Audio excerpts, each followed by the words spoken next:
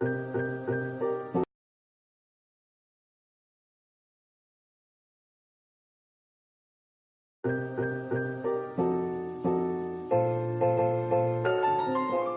guys, my name is Taro and I am your Mushroom Academy professor. Just a fun guy, but a professor I guess in this case. I thought I'll first introduce myself. I am from Finland, like a lot of the other fellow fun guys at Four Sigmatic.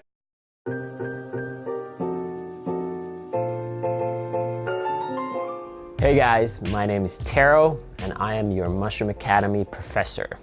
Just a fun guy, but a professor I guess in this case. I thought I'll first introduce myself. I am from Finland, like a lot of the other fellow fun guys at Four Sigmatic, which is an all things mushroom company that we started in 2012. My background in mushrooms starts when I was super tiny.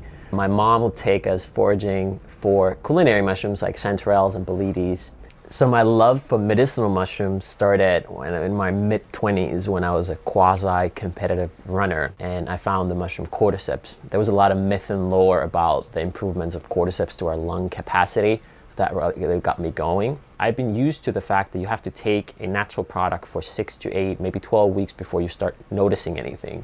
So when I had my first cup of cordyceps, and like 10-15 minutes later, I was flying. I was going off the walls. I was blown away what these little fungi can do.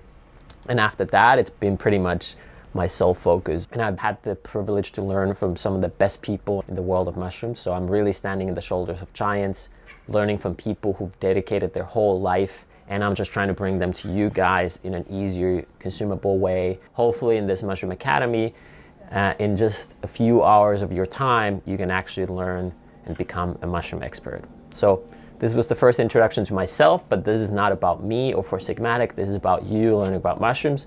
So in the next videos, we're going to deep dive on that. So thanks for watching and enjoy the next videos.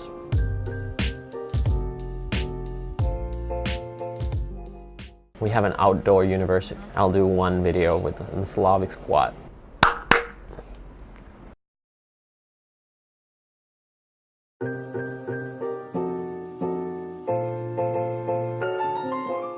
So welcome to the first lesson in Mushroom Academy at level 1, and it's about mushrooms in general.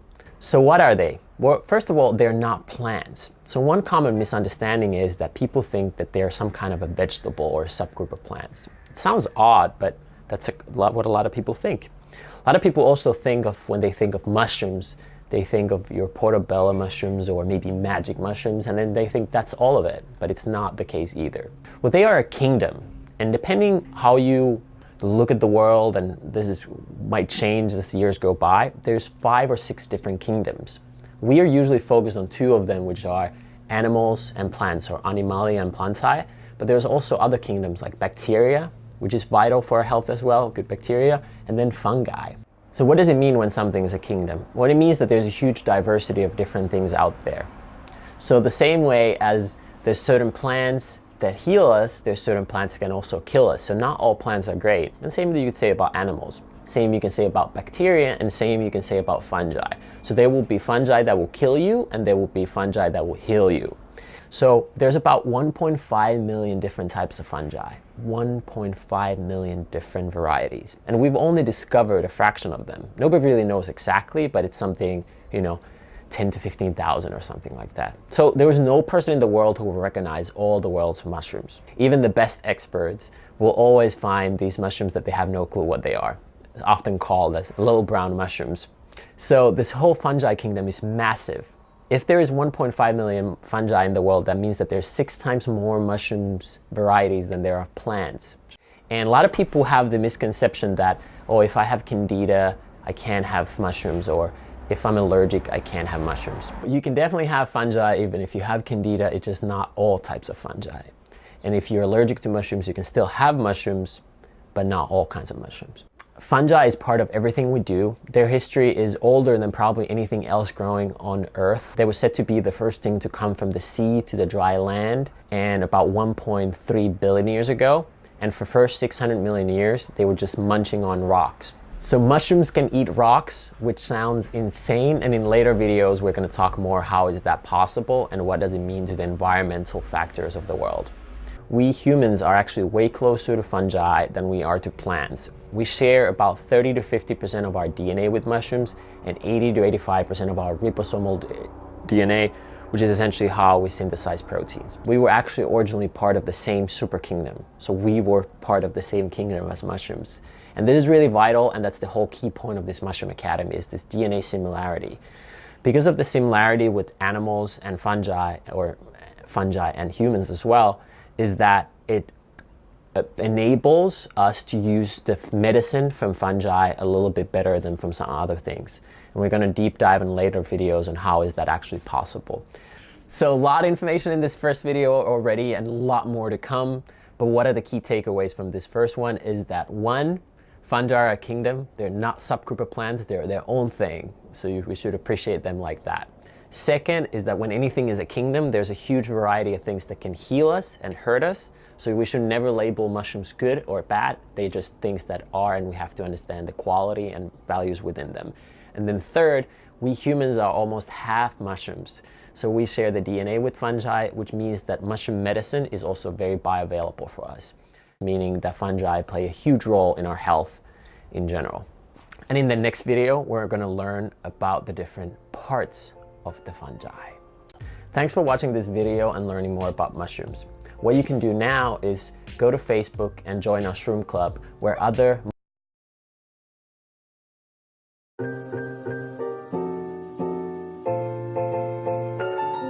In order to understand anything about the fungi, you need to understand the basics, the one-on-one on fungi and their parts. I promise that Mushroom Academy will not be like really difficult things. We try to make even the more advanced stuff really easily to absorb, but you need to understand 3 parts of mushrooms: the mycelium, the fruiting body, and the spore. There's also other parts like hyphae that creates the mycelium and so on and so forth, but you need to know these 3 and how are they different. So in order to explain them, I'm going to use an anecdote of a tree, of an apple tree. Apple tree comes from a seed that grows a tree and the roots, and the tree will then produce a fruit, which is the apple that we eat, and then within the fruit there will be the seed, will then create hopefully a new tree. And mushrooms are not that different from how plants are.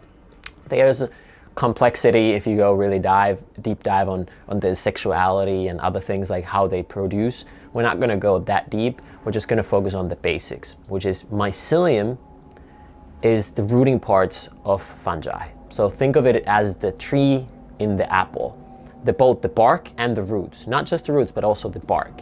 And that will create the fruiting body, which is like the apple in the apple tree. And the seed inside the apple is like the spore. Mycelium, or the rooting part of fungi, is everywhere, literally everywhere. There's no place on earth where you wouldn't be stomping on top of mycelium. Essentially, almost 25% of the earth's biomass is actually fungi, which is mind-blowing, right? And it helps create topsoil. So mycelium is everywhere around underground, and it's helping, for example, plants to collect water and nutrients. So it's super vital for our ecosystem. So think of mycelium as like a spider web inside the soil. You can't really see it, you can't really forage it, but it is this large pool of information underground, usually once per year, collects all of its life force, all of its energy and nutrients into a fruiting body or fruiting bodies, and they pop out to the ground, and that's actually what we call mushroom. Technically, mushroom is the fruiting body and fungi is the whole thing. But often we use the word mushrooms to talk about every parts of the fungi, but actually it's only the fruiting body. So when we talk about mushrooms, we should only really actually talk about fruiting bodies. So if you go to a grocery store and you see all these mushrooms at the vegetable section or the produce section, those are the fruiting bodies. If you walk in the forest and you see mushrooms or fungi, you actually see the fruiting body. You don't see the mycelium. So when people think of, the typical image of a fungi, they think of the fruiting body. And that's also the part that we've historically used. So everybody who forages mushrooms or collects mushrooms are usually focused on obviously collecting these fruiting bodies, because that's where a lot of the historical use is, and that's what we use for human consumption, the fruit. We don't try to eat the apple tree's bark, we eat the apple from the apple tree. Same way in this case, we eat the fruiting body. And towards the end of the life cycle of the fruiting body, it starts to produce these spores, which are like the seeds of the mushroom. And it produces huge amounts of seeds or spores, and then a fraction of them will make more fungi. From an environmental point of view, it doesn't really matter if you collect the fruiting body or not, because it's shown that the mycelial web will survive nevertheless, and it's going to produce more fruiting bodies next year. But in certain cases, you want to make sure that the mushroom has already spread its spores. When people think about mushrooms, they often think that they grow on the ground, because when you walk in the forest, you're constantly looking in the ground to look for these mushrooms. But there's a huge group of mushrooms that actually grow on trees. These are really important because a lot of the health benefits found in these products are actually coming from the tree. There are 3 key parts to fungi that you need to be aware of.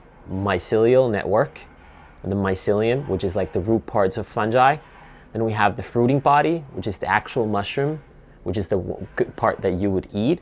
Whereas mycelium is good for the environment, fruiting body is good for your health, generally speaking. And then there's the spore. And in some cases, you can also use the spore for health, but spore is the seed that makes sure that we'll have more mycelium and more fruiting bodies later as well.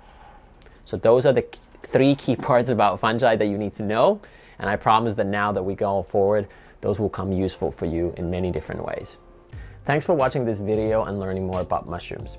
What you can do now is go to Facebook and join our Shroom Club, where other mushroom fans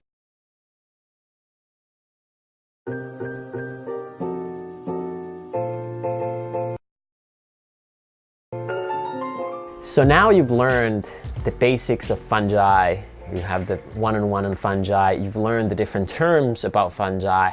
Now you probably, at latest at this phase, you're like, but why would I care? Well, there's a lot of reasons why you would care from an environmental point.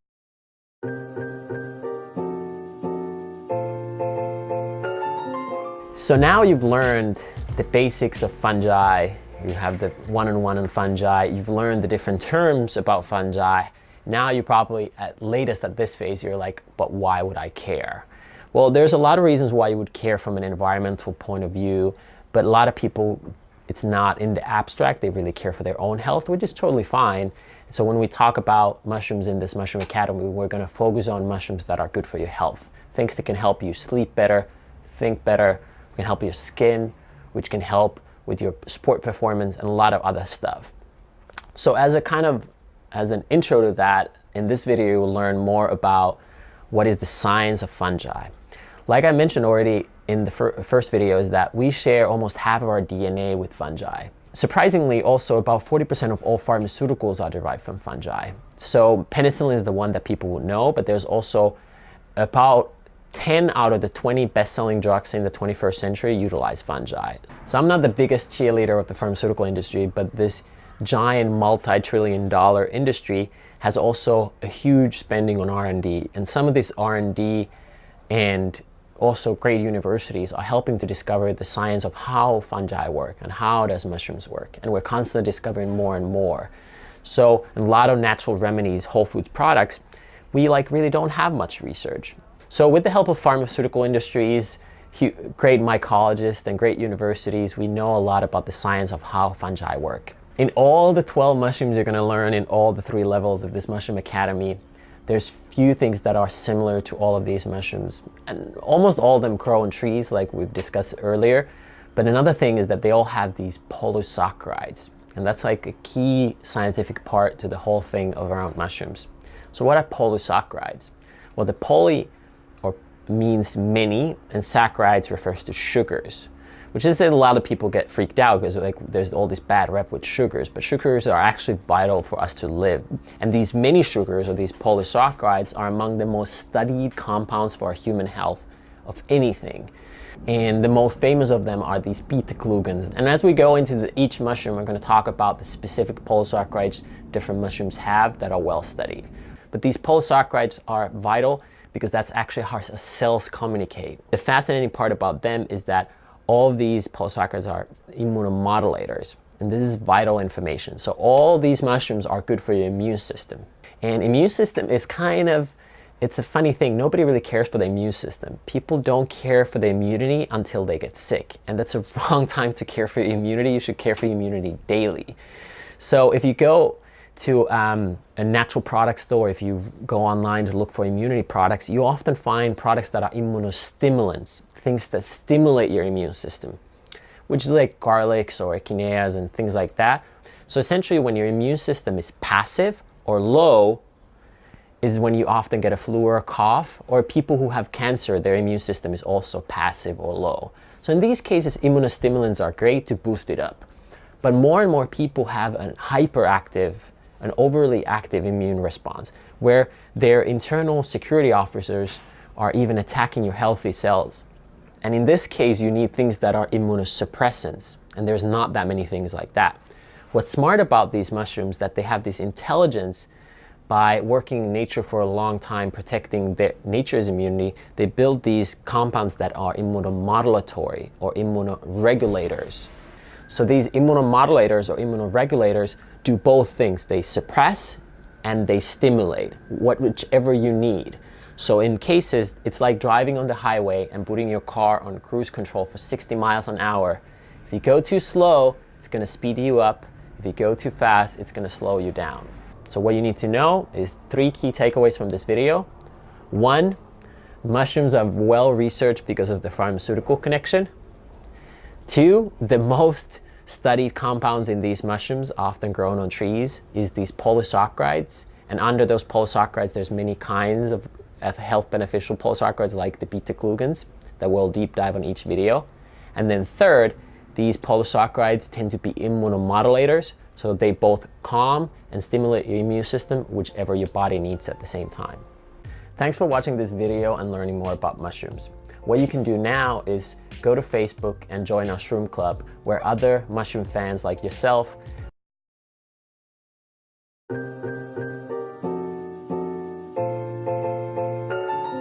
So mushrooms are actually fascinating in the world in the sense that we talked earlier, is that they're similar to humans. And there's a couple of similarities, and one of them is that mushrooms cannot produce their own food. They have to get it from external sources. Unlike plants can produce their own food, animals, and humans included, and fungi need food from external sources. So these medicinal mushrooms generally grow on the tree, and because the mushrooms cannot produce its own food, it needs the tree to get its own food. So it's essentially, they live in a symbiotic relationship, and the mushroom's role is to break down the tree. So mushrooms are like the vacuum cleaners and generally just the cleaners of the forest and nature. So they take things that are dying or already dead, and they break it down to other forms that then the nature can use to build new life. So mushrooms are, for example, dead tree is breaking down to other compounds that then the nature can use for later use. And that's how the mushrooms originally started 1.3 billion years ago, is by essentially using these acids to dilute rocks to build topsoil for later to plants to come as well. So mushrooms breaking down things in nature is actually an amazing thing for the environment. And it actually can be used in a lot of ways to cure some of the damages that us humans have done in this modern world. So mushrooms can break down both organic and inorganic matter back to usable things. So there are certain things that are not necessarily meant to be in nature that mushrooms can then take and move it into a form that the nature can then use. Let's say, for example, diesel. Oyster mushroom, that we'll later learn more about, oyster mushroom can potentially help take this diesel or oil spills in nature and break it down to compounds that we can then use. Another example of that is plastic. So plastic have existed a little like over 100 years, and for a long time we thought that we're not sure if plastic will ever get removed. So that's why a lot of environmentally focused people are against plastic, because we don't know if it will ever get away from the ecosystem. But a few years ago, a group of researchers found this mushroom in Amazon forest who likes to eat plastic. Just loves to munch on it. Same way as the fungi munched on the rocks, some fungi munch on the plastic. And then we can eat the mushrooms in some cases just the mushrooms are good for the environment in general. So mushrooms are so powerful that they can even take the worst things we humans have ever made, such as like sarin gas or chemical warfare weapons like VX. So they can break down these massively toxic things into a form that is better for the environment then. Mushrooms are also found growing in for example, in the nuclear reactor of Chernobyl. They love to suck this radiation out. So they love to take radiation and then change it into a form that is better for the environment. Obviously, in that case, you need to also know where your fungi, if you eat mushrooms, come, because mushrooms can accumulate and even hyper accumulate toxins. So that's why in later videos we're going to go into the quality of mushrooms, because it's really important for you to know that mushrooms can accumulate and hyperaccumulate toxins that then gets into the fungi that you could potentially eat. But what's good for the environment is that it's collecting all these toxins, be it diesels or plastic or radiation, and moving it and changing and eating it into a form that will then be better for the environment. In general, we talked about in the mycelium different parts is that the mycelium part is especially good for the environment, and the mycelium part is the kind of generally the cleaner part, and it's the part that is more important for the environment and its well-being. Also, we wouldn't have plants growing without these mycelium, so not only mushrooms are cleaning the forest, they're also helping the forest and the nature to exist in general. So the key takeaways from this video is that mushrooms, like animals, cannot produce their own food, so they need external food sources. The second key takeaway is that some of these food sources can be inorganic matter that we would otherwise consider to be toxic, things like diesel, plastic, radiation, chemical warfare weapons, and they can clean it up. So we can strategically use these fungi to clean our mess that we've made as human beings in the future as well. And then third is that for the environment is mushrooms are helping break down dead matter in the forest, and some of these dead matter is dead trees, and this will become very important for us in the future as we're going to talk about the health benefits of medicinal mushrooms, as a lot of the health benefits of medicinal mushrooms are actually coming from these dead trees and not from the mushroom itself. Thanks for watching this video and learning more about mushrooms. What you can do now is go to Facebook and join our Shroom Club, where other mushroom fans like yourself are sharing information about mushrooms, and you can also ask questions. We're also there to reply any of your questions you might have had about the video you just learned. So go to Facebook and join the Shroom Club.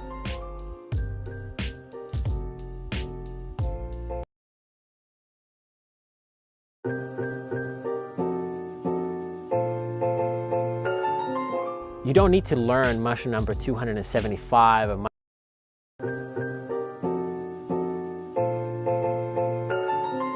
You don't need to learn mushroom number 275 or mushroom number 56. You just need to learn a few basic ones. So in every level of the Mushroom Academy, we're going to teach you about 4 different mushrooms. And if you ever feel you're in doubt, you should start by researching this mushroom, which is called the reishi mushroom. Reishi mushroom is probably the most studied of all the medicinal mushrooms and all the mushrooms for its health benefits. Reishi, or Canoderma lucidum, grows on trees like many of the other medicinal mushrooms. Mostly on trees like hemlock, trees of its kind of the end of the life cycle of the forest. It has also North American varieties such as Canoderma chuca and Canoderma oregonese that have medicinal properties, but most of the research on reishi is on the oriental variety Canoderma lucidum. And there's multiple different colors of reishi. Red one is by far the most studied for its health benefits, but there might be also good reishis like purple and black. Reishi, like many of the other medicinal mushrooms, have tons of polysaccharides, has antiviral, antibacterial properties, so it's great for your immune system. But on top of that, it also has other health benefits to it, especially these triterpenes that it contains, which we're going to talk later in level 3 of the Mushroom Academy at detail, have tons of other interesting properties and functions to it. For example, reishi mushroom is also known as an adaptogen, so something that helps us to adapt to stressors. Again, a topic that we'll deep dive later on the Mushroom Academy as what is an adaptogen. But you need to know is that reishi can help your body to calm down. It's a grounding mushroom that potentially also helps you sleep deeper. So while adaptogens and mushrooms like reishi you could take any part of the day, because of this grounding factor, it's often recommended to be taken in the afternoon or evening. Reishi also has shown benefits on improving our liver function and cleansing our liver. And a lot of that liver detoxification happens during the nighttime. So that's another reason why reishi is more of a grounding evening type of a mushroom. Reishi also has antihistaminic properties. So it has helped a lot of people who have like allergic reactions. So if you have problems with allergic reactions, reishi might be worth a try.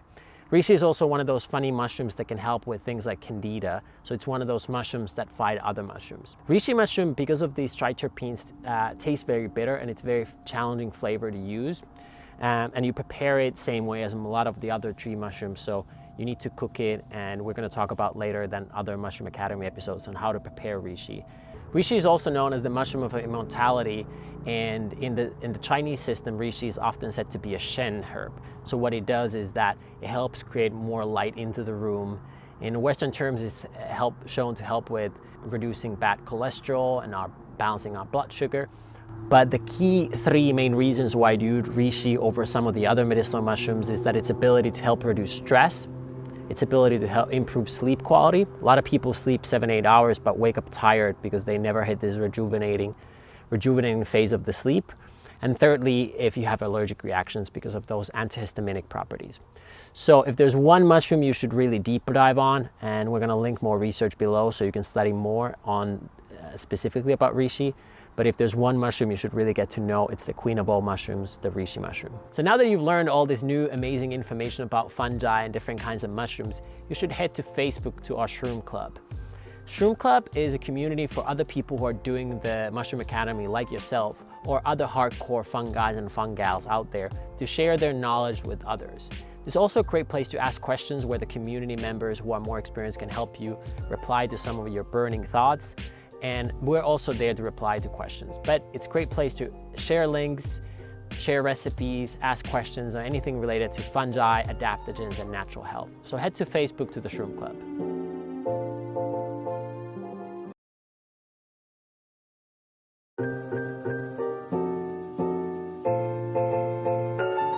So another mushroom that you should actually get to know in the very early days is the chaga mushroom, or sometimes known as the king of all mushrooms if reishi is the queen. Chaga mushroom is a very fascinating mushroom, and it breaks a lot of the rules around the medicinal mushrooms. Even though it grows on a tree, it's not a typical polypore, which is a lot of the other medicinal mushrooms fall under this category of polypores. It's a very unique mushroom that grows mostly on birch tree in the northern hemisphere. So you find it widely in Scandinavia, Russia, Canada, and the northern states of the United States. It does also grow in maple and ash, but you really want to collect it from birch because a lot of the health benefits that chaga contain actually come from the birch. But it looks like this. So it looks like a piece of the tree bark. It has a lighter part inside and a darker part outside. Some people call it a sclerotium. Some people say it's a conch. But you don't need to know about that. You just need to know that it's in the fungi kingdom and it has tons of amazing healing health benefits.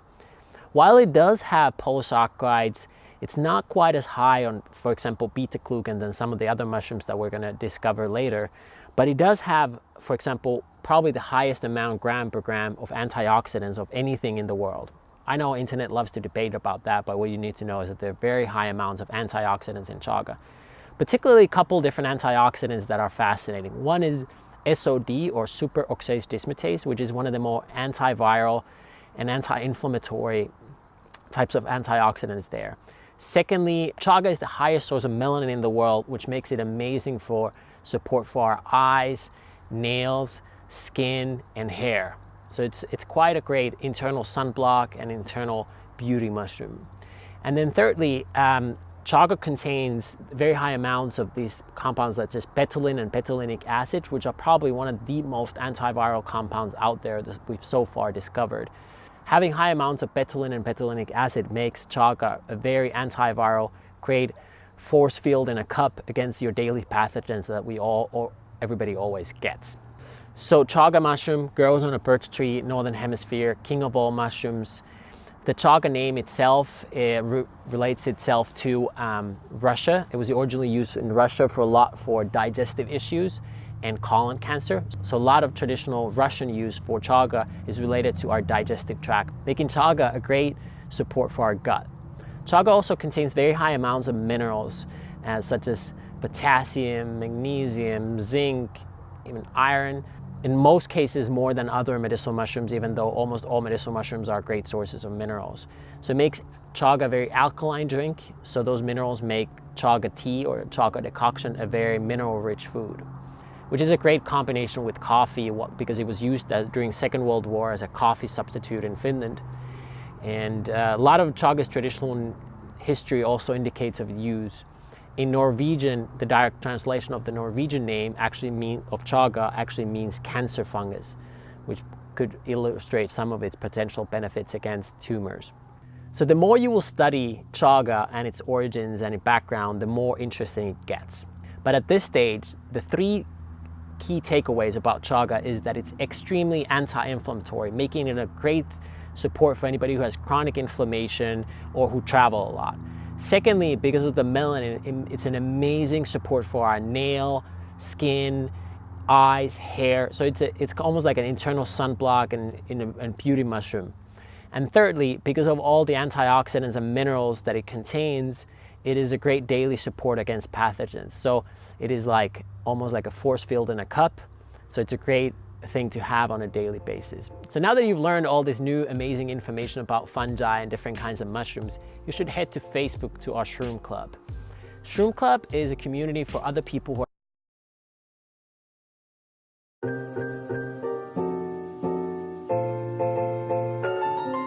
Cordyceps mushroom is surprisingly the best-selling medicinal mushroom in the United States.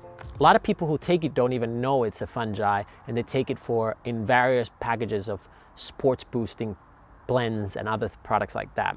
Cordyceps is actually a group of different kinds of fungi, and there's a few ones that we're going to discover today that are more related to our human health. But these cordyceps fungi is not a typical medicinal mushroom. So unlike almost all the other mushrooms that you're going to learn from, it does not grow on trees. Cordyceps is like a parasitic fungus that grows on various insects. If you want to entertain yourself and also maybe scare yourself a bit, you can Google cordyceps and BPC, where they discover how these cordyceps fungi take over whole nests of ants. But don't worry, cordyceps, as we talk about it today, none of the cordyceps strains are lethal for humans. It is totally safe. It's used for thousands of years. And how it was originally discovered actually talks a lot about its health benefits as well. The Sherpas in the highlands of the Himalayan, in predominantly Tibet, but also in Bhutan, they were going in high altitudes with their yaks. And yaks are these large mammals that carry a lot of objects for the Sherpas. And the yaks were all tired until they started grazing on these cordyceps mushrooms that were growing out of these insects. And suddenly they had this burst of energy. So the Sherpas were immediately like, oh, there must be something there. And they tried to eat it and felt the same benefits. So quickly, cordyceps had this really like a royal fame to it of being one of the strongest energy boosters, and often referred to as jing herbs that build our adrenals and energy. So for many thousands of years, cordyceps has been, if not the most expensive, one of the most expensive foods in the world. So these little strains of cordyceps can cost hundreds of bucks each and tens of thousands per kilo. So they're fairly expensive. So almost no cordyceps product on the market is actually grown on insects, but they're vegan friendly products grown on different kinds of fermentation or using the fruiting bodies on different substrains. So cordyceps is safe for being and sane for humans. It got massive fame in the West in the '93 Stuttgart World Championships, where Chinese runners broke multiple world records. Obviously, people thought they were doping, so they got tested multiple times, but always tested clean. So then when their coach was asked how did they perform so well and how did they break so many of these records, the coach said that it was because of cordyceps mushroom. After that, it was studied in the Western world somewhat widely. It was discovered that cordyceps has amazing properties for our lungs and energy production. For example, cordyceps is shown to increase our VO2 max, so our maximum oxygen intake, by up to 15%, which is insane. Everybody knows if you wake up tired one morning and you go outside and take a few deep breaths, you essentially feel more energy. So just by having more oxygen in your lungs, you can perform better in sports, but also have more energy. Secondly, cordyceps is shown to increase ATP production, which is ATP is like the cellular energy, how our cells produce energy. So think of it as your own battery. So what cordyceps does is helps to regenerate your own natural batteries. That's why it's often great for people, for example, who have adrenal fatigue or who are trying to wind off of coffee or caffeine or other stimulants. It is an adaptogen, so it's not a stimulant, but it is an adaptogen safe for young and the elderly. But it gives this sustained energy with improved oxygen intake and improved cellular energy production. Cordyceps is prepared like other medicinal mushrooms. You can hot water extract it, you can dual extract it. The most common strain is Cordyceps sinensis. Sinensis is Latin and refers to from China. And especially this one strain, CS4 cordyceps, is probably the best known and best studied of the cordyceps strains. But it is still used as a mycelium production. So the best fruiting body version of cordyceps is Cordyceps militaris. Either one you take, as long as you get it from a clean, good source, is a good option. Cordyceps also has a place among the top aphrodisiacs in the world, giving its nickname cordyceps, because with the increased blood circulation, a lot of people refer to improved performance in the bedroom as well. So the three key takeaways why you would use cordyceps for your health is: one, for physical performance, be it in sports or in the bedroom. Secondly, for natural energy, great support for your adrenals, great replacement or addition to your coffee. And thirdly, if you have respiratory issues, cordyceps is great for people who have asthma, and it helps a lot with our breathing. So now that you've learned all this new amazing information about fungi and different kinds of mushrooms, you should head to Facebook to our Shroom Club. Shroom Club is a community for other people who are doing the Mushroom Academy like yourself, or other hardcore fungi and fungals out there.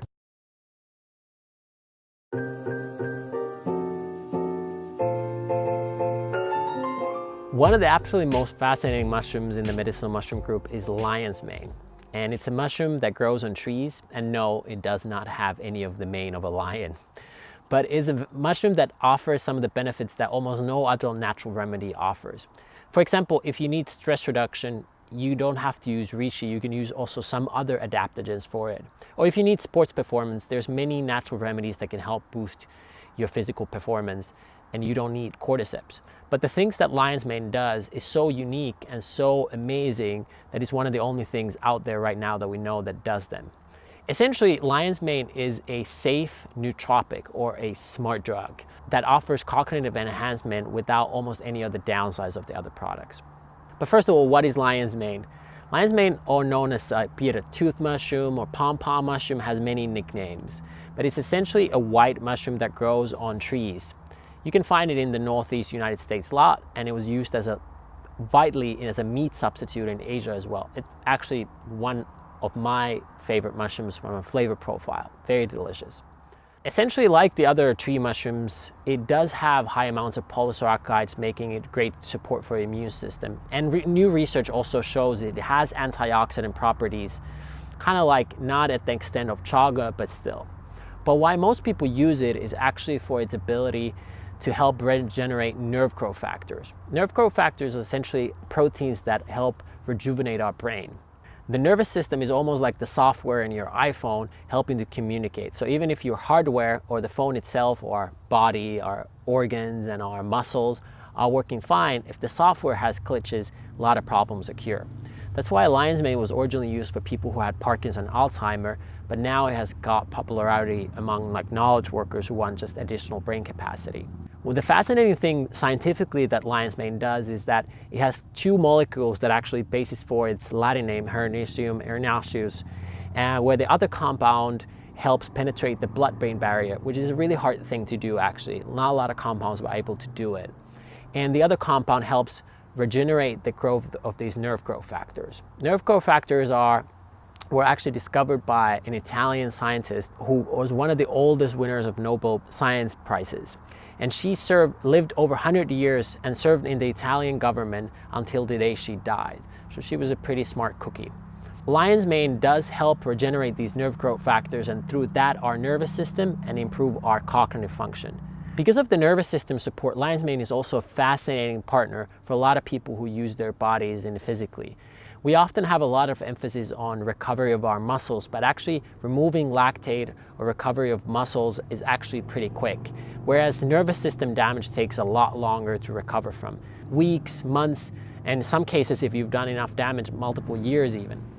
So the three main reasons why you would use lion's mane versus other, maybe some of the medicinal mushrooms that also have polysaccharides and beta-glucans, are its ability to help with your memory, concentration, and nervous system. And really, who doesn't need more brain power these days? So now that you've learned all this new amazing information about fungi and different kinds of mushrooms, you should head to Facebook to our Shroom Club. Shroom Club is a community for other people who are doing the Mushroom Academy like yourself, or other hardcore fungi and fungals out there, to share their knowledge with others. It's also a great place to ask questions where the community members who are more experienced in different kinds of mushrooms. You should head to Facebook. Are its ability to help with your memory, concentration, and nervous system. And really, who doesn't